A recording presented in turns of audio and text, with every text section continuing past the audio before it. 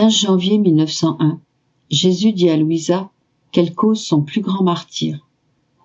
Puisque dans les jours passés, mon bien-aimé Jésus s'est fait voir en colère contre le monde, si l'on peut dire, et que ce matin il ne venait pas, je me disais, qui sait s'il ne vient pas parce qu'il veut envoyer quelque châtiment? Est-ce ma faute à moi? Puisqu'il veut envoyer des châtiments, il n'a pas la bienveillance de venir vers moi. C'est beau. Pendant qu'il veut punir les autres, il m'afflige du plus grand des châtiments, celui d'être privé de lui. Pendant que je me disais cela, et d'autres sottises semblables, mon aimable Jésus se fit voir et me dit, « Ma fille, tu es la cause de mon plus grand martyre, parce que lorsque je dois envoyer quelque châtiment, je ne peux pas me manifester à toi. C'est parce que tu me lis de toutes parts et que tu ne veux pas que je fasse quoi que ce soit. D'un autre côté, quand je ne viens pas, tu me casses la tête avec tes plaintes, tes lamentations et tes attentes. Ainsi, pendant que je suis occupé à châtier, je suis contraint de penser à toi et de t'écouter. Mon cœur en vient à se déchirer de te voir dans ton état douloureux à cause de ta privation de moi. Le martyre le plus douloureux, c'est celui de l'amour. Plus deux personnes s'aiment, plus douloureuses sont les souffrances occasionnées, non par les autres, mais par ces deux personnes elles-mêmes. Donc, sois tranquille, reste calme. Il ne faut pas accroître mes souffrances par le moyen de tes souffrances. Ensuite, Jésus disparut. Je suis restée toute mortifiée à penser que je suis cause du martyre de mon cher Jésus, et lorsqu'il ne vient pas, je dois rester tranquille pour ne pas le faire souffrir autant. Qui peut faire un tel sacrifice? Cela me semble impossible. Je serai donc contrainte à continuer d'alimenter notre martyre commun.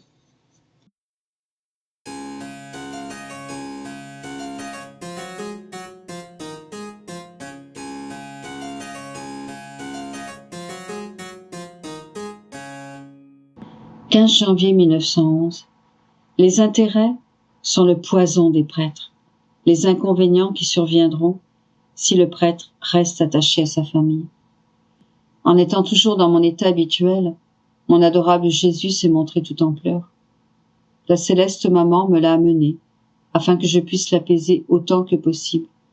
Alors je l'ai embrassé, je l'ai caressé, et je l'ai serré tout contre moi en lui disant « Qu'est-ce que tu veux de moi? Ne veux-tu pas un peu d'amour pour te rendre heureux et calmer tes pleurs? Ne m'as-tu pas dit toi-même en d'autres occasions que ton bonheur c'est mon amour? Je t'aime tellement, tellement, mais je t'aime avec toi-même, parce que seul je ne sais pas comment t'aimer. Donne-moi ton souffle brûlant, qui fait fondre tout mon être en une flamme d'amour, et après, je vais t'aimer dans le cœur de tous. » Mais qui peut dire toutes mes étourderies? Il semble qu'il s'est calmé un peu. Pour distraire mon doux amour de ses pleurs, je lui ai dit « Ma vie et mon tout, console-toi. Que de bien résultera des rencontres des prêtres. Oh, comme tu seras content. » Immédiatement, Jésus dit « Ah, ma fille, les intérêts sont le poison des prêtres. Les intérêts se sont tellement infiltrés chez les prêtres que cela a empoisonné leur cœur, leur sang et jusqu'à la moelle de leurs os. Oh, comme le démon a su bien tresser, ayant trouvé leur volonté disponible à être tressée. Ma grâce a utilisé tous ces artifices pour former en eux des tresses d'amour et pour leur donner les antidotes nécessaires pour combattre les intérêts. Mais ne trouvant pas leur volonté disposée, ma grâce n'a pu tresser que très peu, ou rien de ce qui est divin. Alors le démon, sachant qu'il perd beaucoup en ne pouvant pas totalement empêcher ces maisons de rencontre de prêtres, se contente néanmoins de maintenir le filet qu'il a tressé, avec le poison des intérêts. Oh, tu pleurerais avec moi si tu voyais combien ils sont peu nombreux, ceux qui sont disposés à s'isoler physiquement et de cœur de leur famille, et disposés à rejeter le poison des intérêts. Ne vois-tu pas comment ils se débattent entre eux à ce sujet? Comment ils demeurent agités? À quel point ils s'enflamment? Ils croient plutôt que c'est une absurdité, quelque chose qui ne convient pas à leur état. Pendant que Jésus disait cela, je voyais des prêtres qui, eux, étaient disposés, comme ils étaient peu nombreux. Jésus est disparu, et je me suis retrouvée avec moi-même, éprouvant de la répugnance à écrire ces choses qui concernent les prêtres, et en ayant fait le sacrifice à cause de l'obéissance qui le veut ainsi. Mon bien-aimé Jésus est donc revenu ensuite, et m'a donné un baiser pour me récompenser du sacrifice que j'ai fait.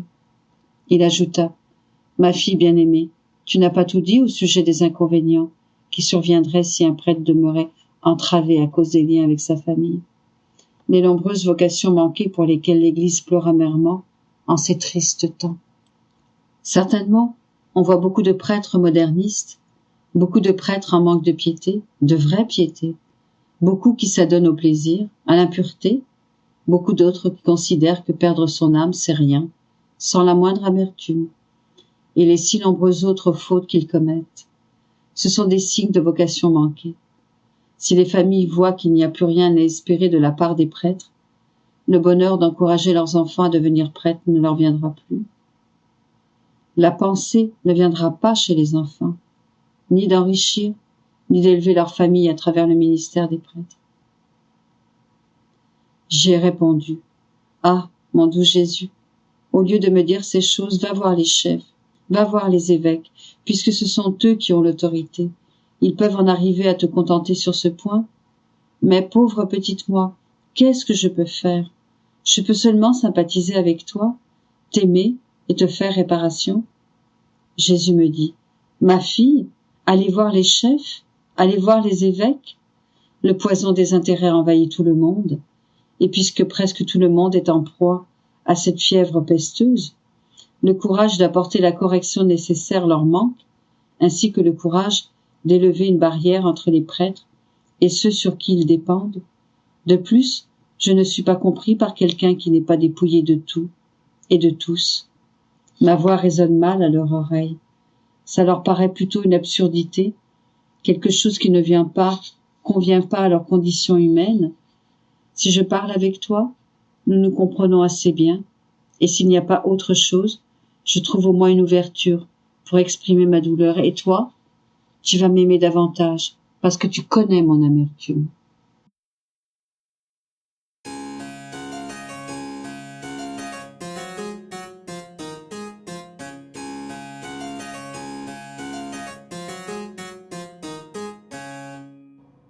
« 15 janvier 1920. Quiconque veut aimer, réparer et se substituer à tous doit vivre dans la divine volonté. » Je me fondais totalement dans la divine volonté avec l'intention de me substituer à chaque créature pour présenter en son nom tout ce qu'elle doit offrir à la majesté suprême. Pendant que je faisais ainsi, je me disais, où puis-je trouver assez d'amour pour le donner à mon doux Jésus au nom de tous? Jésus me dit intérieurement, « Ma fille, dans ma volonté, tu trouveras en surabondance l'amour nécessaire pour remplacer celui que toutes les créatures me doivent.